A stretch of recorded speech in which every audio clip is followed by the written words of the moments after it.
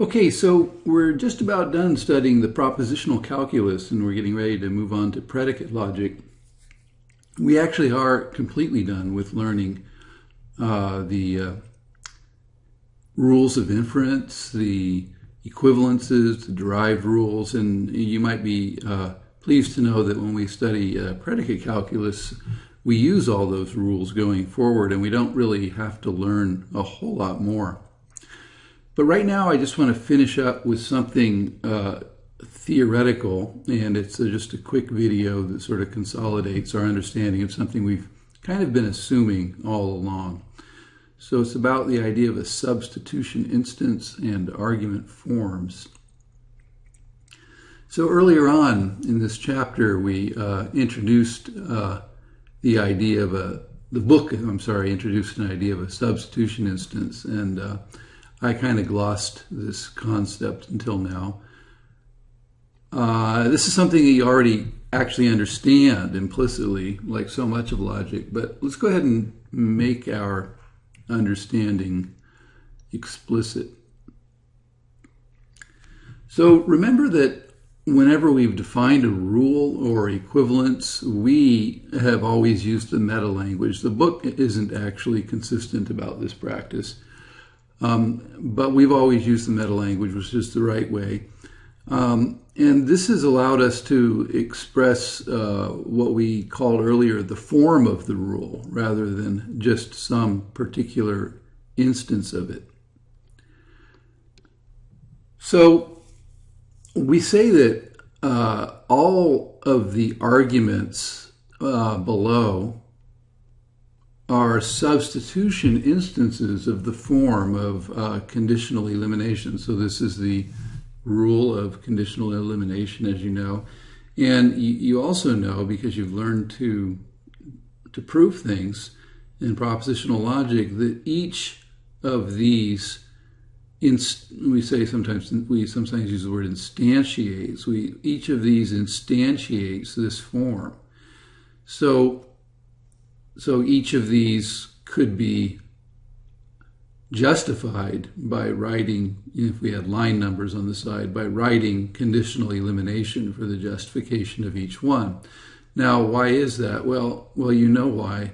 Because, say, look at the first one, because P or Q is A and S is B. And then again, P or Q is A and S is B. Or in this case, in the second case, S is A, and if R then M is B. In the third case, R and P or T is A, and S and L is B. Okay? So what we say is that in each of these cases, one formula is a substitution instance for the other, and that's why the whole argument can be a substitution instance of the original of the modus ponens, or the conditional elimination argument as written in the meta language. Okay, I think you guys understand that pretty well, and so that's all we're saying, and we're just providing a way of defining that a little bit more clearly. Okay, so we can define the idea of a substitution instance now a bit more clearly. And this is pretty much the way the book does it. An argument or a woof, give it a name, call it B, is a substitution instance of another argument or woof, call it A, if B can be obtained from A by substituting 0 or more sentence letters in A with woofs. So what does that mean? Well, first of all, there's a few weirdnesses here. For one thing, I actually am allowing these capital letters in the meta language in this definition to refer to woofs or to entire arguments, which is not really legitimate, but it's simpler and it makes what we're saying easier to understand. So I'm going to just sort of gloss that. The other thing is the word zero. That's odd. What does it even mean to substitute zero? This is sort of just what comes up in logic. We're already familiar with the idea of proving things from zero premises, and often we just have to express ourselves kind of oddly. Here, what we're really trying to preserve is this idea that a woof or an argument is a substitution instance of itself, in which case you can obtain it by substituting no sentence letters.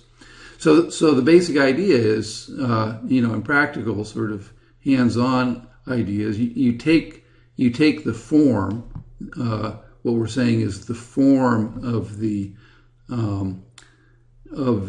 argument, and then you start substituting woofs for letters in that form. And if you can produce any argument you can produce in that way is going to be a substitution instance of that form. So you just go back to our previous diagram. What we said is that each of these arguments on the bottom are substitution instances of the one on the top, which gives us the sort of Platonic form of conditional elimination. So if you appeal directly to the definition now, you can explain exactly why that is. Why is that? Well, because if you just focus on the form, you can just start performing substitutions into A and B and come up with anything that's going to be a legitimate substitution instance of that form, right? So, for example, if I decided to just say substitute S for A, and if R then M for B, right? S for A, if R then M for B, and S for A again, and if R then M for B, then I would come up with a substitution instance of that form. And of course, this is the one in the middle, so I was right to call that a substitution instance of that form. So that's all there is to it. It's actually really simple. Now, one thing, if you're thinking critically, and I'd be very proud of you if you were wondering about this, is you might be saying, that actually seems too easy. Gee, I wonder, would it be possible to go by this definition and actually make it appear that something that really is not a legitimate substitution instance of that form actually is? In other words, is the definition, in philosophy we would say, is it too weak? Does it allow things in that really shouldn't be there? The answer is no. I can't really prove that to you, but if you just take a specific instance, like just take something that you know to be not, an instance of an entirely different form. So remember that, say, modus tollens has a specific form, and let's write down something that intuitively seems to be a substitution instance of modus tollens. Say so, if P or Q, then S not S, therefore it's not the case that P or Q. Now, could I, speciously demonstrate that this actually is a substitution instance of conditional elimination? Could I show that? If I could, using the definition, then that would show that the definition is wrong. So let's try. I'll substitute P or Q for A and S for B. So P or Q goes in for A, P or Q goes in for A, and S goes in for B. So far, so good, right? And then for A,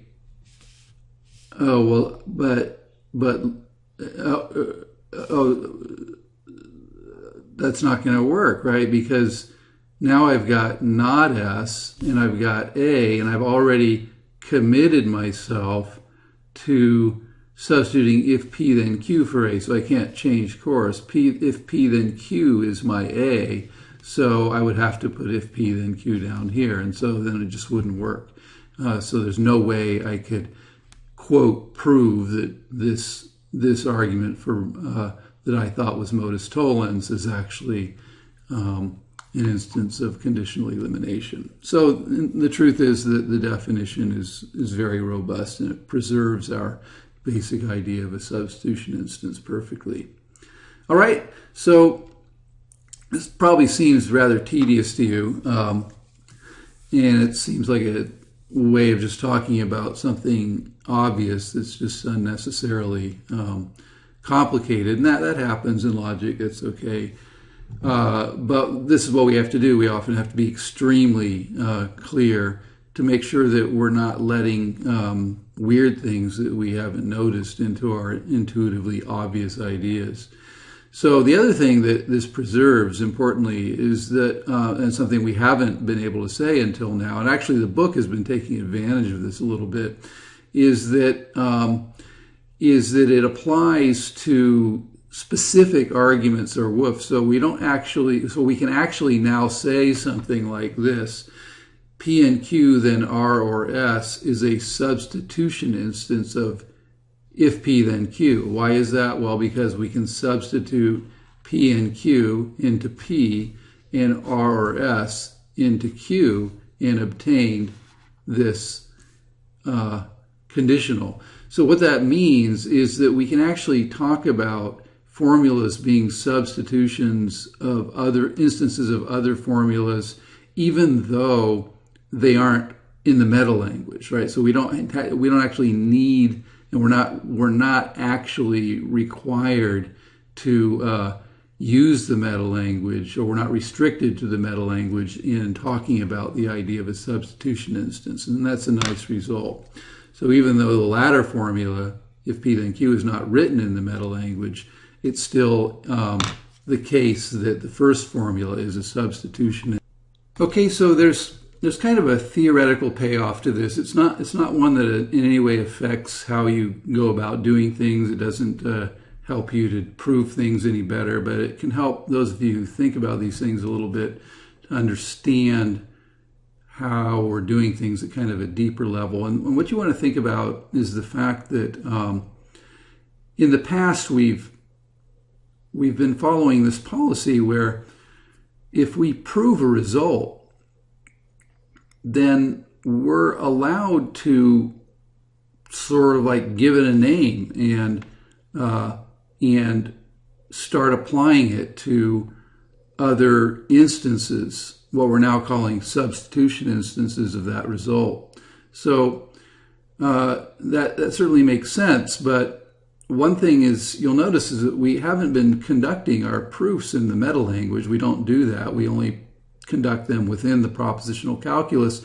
So a way to formulate a concern here would be to say something like this: look, I understand that, for example, we proved modus tollens at one point. We proved that if P then Q, not Q, then not P, and we gave it a name. We called this rule modus tollens. But why really, I mean, in exacting theoretical terms, why actually does that entitle me to say that this is valid, right?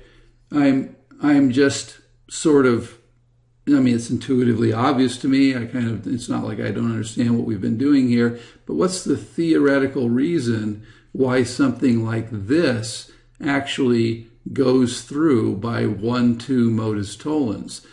And the theoretical reason is that this argument is a substitution instance of this original argument, right? So the idea is we've proved this result using certain basic rules. We didn't prove it by using the rule of modus tollens, of course.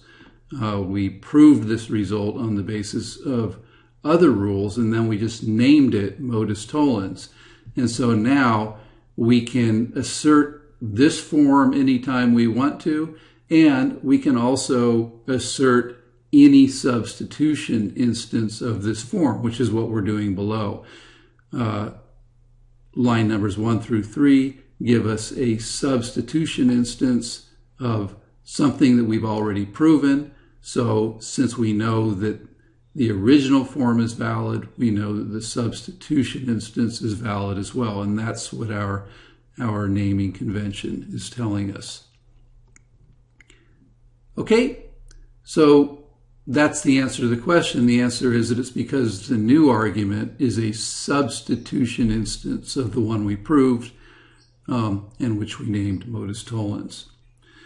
So we haven't actually done so, but it can be demonstrated in a higher level metalogical proof that if a result holds for a particular argument, it holds for all of its substitution instances as well. So this is just something we've been assuming all along without saying it explicitly, and it's good to return after we've learned all the proof procedures to have a good theoretical understanding of why what we've done is legitimate. All right, so that's it. That's it for propositional logic, actually, and propositional calculus.